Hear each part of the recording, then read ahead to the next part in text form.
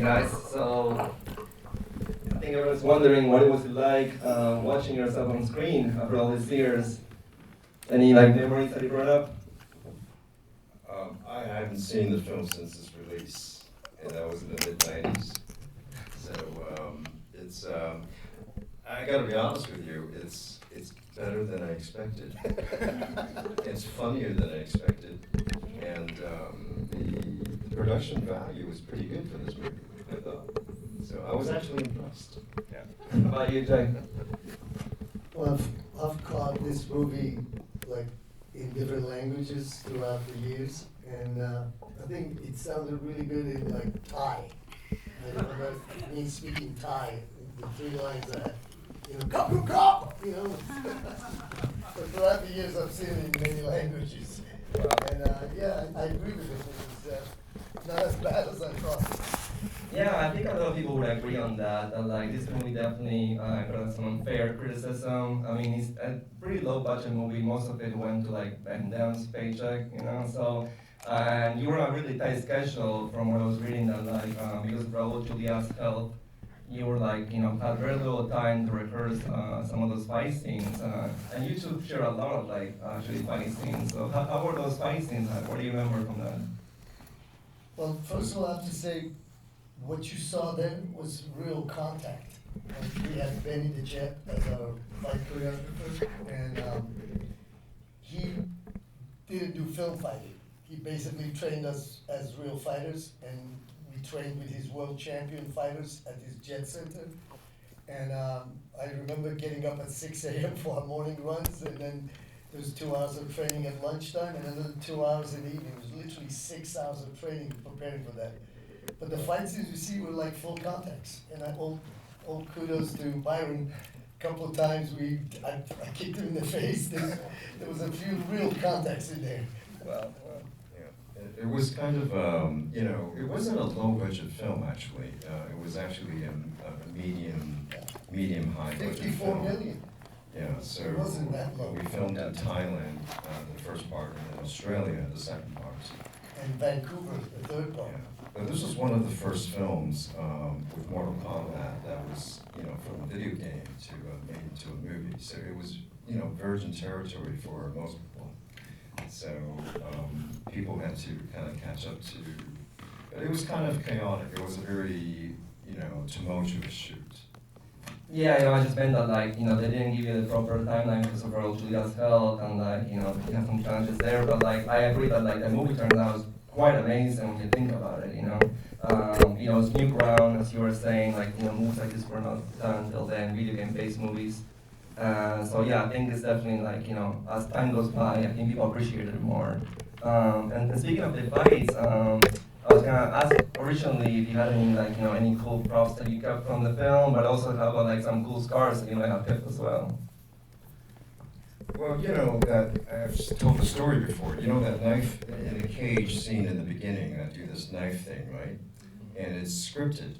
And we've been in Thailand for maybe 2 months until we, shot that scene. And I've been asking whoever was training us to teach me how to do, because I didn't know how to do it. So nobody taught me how to do it for 2 months. And then finally, it was in the morning, and somebody said, "Oh, you're going to shoot this scene right after lunch." Today? I said, "Yeah, today." Nobody showed me anything. He says, "Well, we're going to shoot it."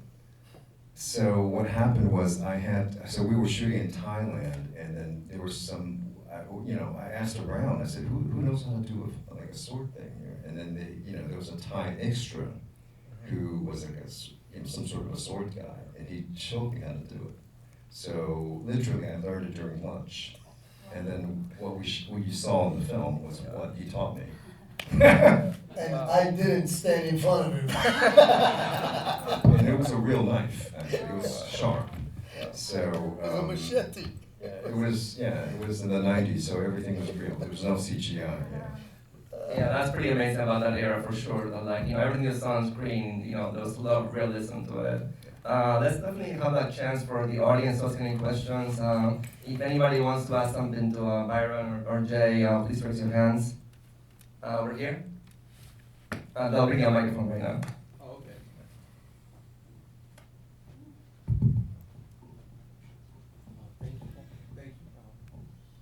Thank you, thank you. First of all, just want to wish you guys happy holidays to everybody here, your friends and families that you guys are here. It's really a three-part question, if it's okay. I know you gentlemen had both brought up some issues during during filming. Could you guys elaborate on that? And then question two, what are some of your more fond memories of filming? And third is, do you guys have any wonderful stories of Raul Julia that you could possibly share? I will start with, well, it's a lot of questions there, but I'll start with Raul Julia. You know who he is, right? Raul Julia was one of the greatest actors Latino actor of that generation. You know, he played The Kiss of the Spider Woman. These are just iconic films. So, you know, it was at the height of his career, and I think he was sick when he landed in Thailand to shoot. And I remember meeting him for the first time on a boat in Thailand. It was like a dinner between the director, myself, and I think Jean-Claude was there. And then, so he was literally sitting like this distance from me, and I did not recognize him.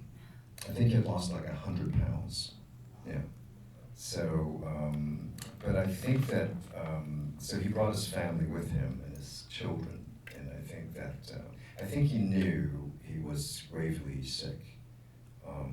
But I was looking at this film, I was like, my goodness, I mean, you know, a pretty sick person was still fighting like that. It's quite amazing.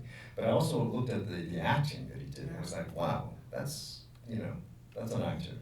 You know, he really gave credence and gravity to that character. Yeah, when he arrived, he was 164 pounds at 6'4". And he was cut from literally here all the way down to there. He had like full stomach surgery. And I remember him sitting on the makeup seat, literally sleeping. He was so weak. But when it was time to shoot, he had the ability to just go, and he was Bison. I've never seen anything like it. I mean, literally, he was able to switch it on. And when I asked him, why did you do this movie? He said, only because of his kids. No. The kids loved the movie, so he decided to do Bison. But it was that amazing. He literally would switch it on right before the take, become Bison. And right after the take, he would crash. He was so sick. So it was amazing. He literally died 2 weeks after the movie, so it was very tragic. In fact, I flew back with him, and I remember from Australia, and that was like the last time I saw him. And we attended, I think you were at the funeral. But it was really sad. That one was sad. But as far as the Street Fighter phenomenon, 30 years on now, which is amazing, is that it was really the dawn of the whole MMA. And when you think about it, it launched the UFC, and all of that came out of this crazy film that now, 30 years later, has even a larger following than it's ever had before. And some people don't realize, but I did a Q&A with the director not long ago, and he said this film has made $25 million every single year since. So it's actually become one of the most successful martial art movies of all time. So it's one of those things that people go and see it every time. It's on TV in every language, in every country I've ever seen it. It's literally, it's become a phenomenon, and no one knew that 30 years ago when we did this movie. We knew it was something, people loved it, but nobody knew it was going to become this phenomenon. All right, so let's take maybe a couple more questions here in the front. So can you tell us about what made you go get the role, and how hard was it to get it to each of you? It was a long casting process for like, I think 4 or 5 months. And, you know, at that time there was no Zoom. You literally just walk into the room and you read with the director or you read with the casting director. So it was just that. And they were trying to pair my character with the Ken character. So there was like a dating thing, you know. It was like, they brought like, 8 or 10 Kens and then 8 or 10 Ryus, and then, it's really a mix and match kind of situation. But it was a long process. It's like 4 to 5 months, I remember on the last audition, I showed up. it was Antonio Banderas, Antonio Sabata Jr., and Isai Morales waiting to read for Vega. And I remember at the time, Isai Morales was the most famous.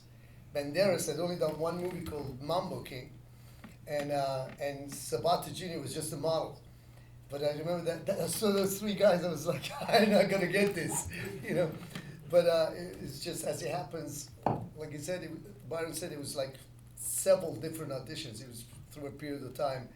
And I remember there was a lot of people who wanted these roles originally. I remember Street Fighter was, you know, but the director didn't really want martial artists. He actually wanted actors, and he wanted to train him to become martial artists. So there was a lot of, I remember showing up in some of the auditions, there was real WWF guys, 6'10", waiting to read for some of the roles. It was unbelievable. So it was, we saw all kinds of people show up for the auditions for these roles throughout the process. That's a pretty cool story that you beat Antonio Banderas to a role. I mean, that's amazing. He was literally unknown, and he couldn't speak English. Yeah, no, but you can always tell. Like Not that it mattered in this role, because Vega didn't say much.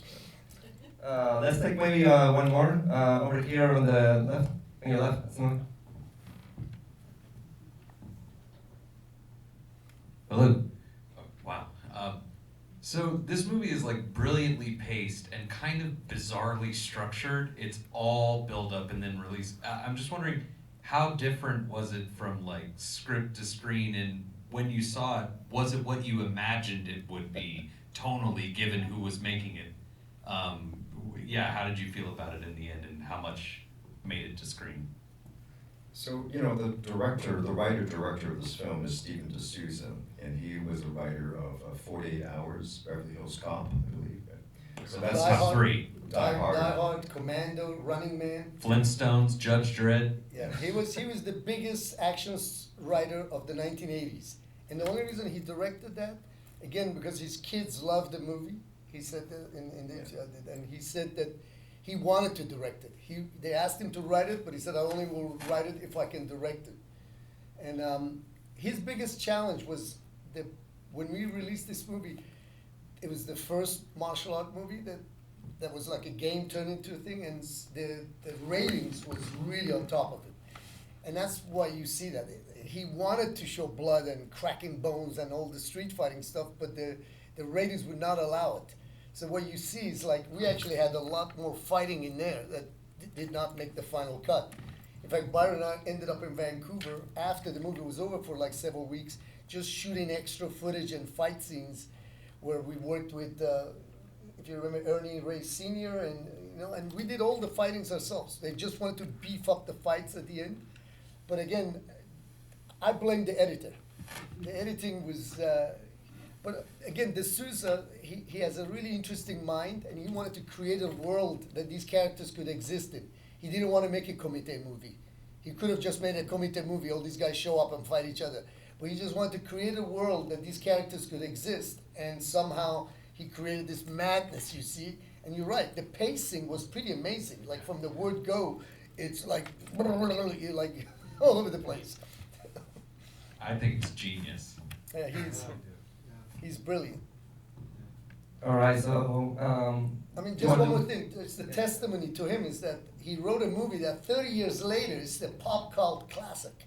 I mean, that says it all. I mean, there's very few movies that can have Rocky Horror Picture. I can compare to this. That can people dress up and go and see it on a Saturday night as the characters. You know, it's something. You know, we have to give credit to D'Souza for his incredible vision, because we didn't see it. We all dogged him at the end. All right, great. Let's do like maybe one more. Anybody else here? Right here in the front. This question is for both of you guys. What is something about your characters that you added that wasn't discussed, and what did the director tell you about your characters? Wow. This is a long time ago.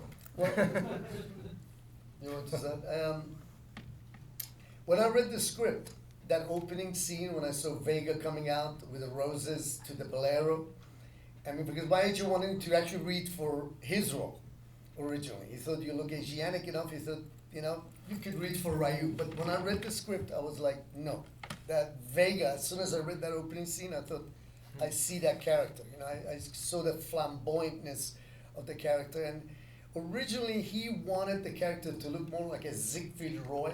You know, it was really like a very, almost like gay-like blonde or whatever. But I fought for the character to, I said, he's a Latino. He ain't going to be blonde. Although there is blonde Latinos, I said, he's going to be like, let's keep him a Latino. Let's make him, you know, so we settled on some highlights in the hair.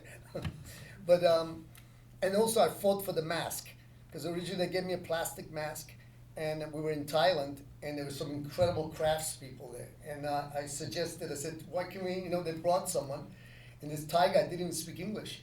I showed him the photo of the Vega mask, and I said, make it angular, because it was just a round mask. And he created, I should have bought the mask, I actually have the mask.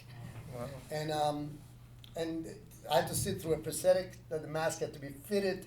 And it looks fun there, but trust me, fighting him with that mask, and I was just breathing through the eyelids, that was a whole different ballgame. And then that claw, like he says, they gave him the machete the day of the shoot. They gave me the claw the night before the actual shoot. I had not seen the Vega claw. So the first thing I noticed was the wrist was locked, and I knew I was going to break my wrist. So I asked them to put a hinge there so I could actually move the thing. So we only had days to customize it and really get into these, you know. We had several months with Benny preparing the characters, but when we got there, we were like literally on our own. The director didn't really give us much direction. He created his own character, and we really did, you know, we were like in the deep end. I mean, the fight season, how many bruises did you have? Be honest. I mean, we fought, what you see there, every one of those hits was real. In fact, we had Charlie Picerni as our second unit director, and I remember he came to us several times and he said, listen, these guys are all stuntmen. Hit them. Don't pull punches, hit them. Picerni family is famous. You look them up, they're like the most famous stunt coordinators and second unit directors, and Charlie was amazing. He just says, listen, don't pull punches, just smack the guy. And Byron took advantage of that. So, you know, it was a little tidbit, but, you know, at the beginning scene when my character and Ken's character appears, the backstory is that we've been on the road or doing something for a long time, so we just showed up. And the director, I remember him wanting us to not shave for like a month, like a beard and stuff, right? So I've never not shaved in my life until he asked me to. So, and so he asked me, like, you know, I mean, I've always shaved, I've always shaved in my life, I've never not shaved. So I tried not shaving for 1 month. So what happened was that I didn't shave for 1 month and I showed up. And you know, like Asian hair, it's kind of straight, there's no curl to it. So it came out really weird, right? So it was just straight down. And he looked at me and said, what the hell is that? So he said, you know, just shave it all. So that's why we were cleanly shaven in the first scene that we come in. Yeah. It's a little short tidbit. That's awesome. This has been amazing. I feel like, wow, we got so much insight from this, and I love the stories, and I love that like you are very passionate about it, and you really, you know, held these memories, and you know, it's been amazing to get to watch it for all these years. So thank you so much for coming. We really appreciate you being here. Please, round of applause for Byron and Jay. Thank you for hosting this beautiful movie. Yes. Beautiful theater. Thank you.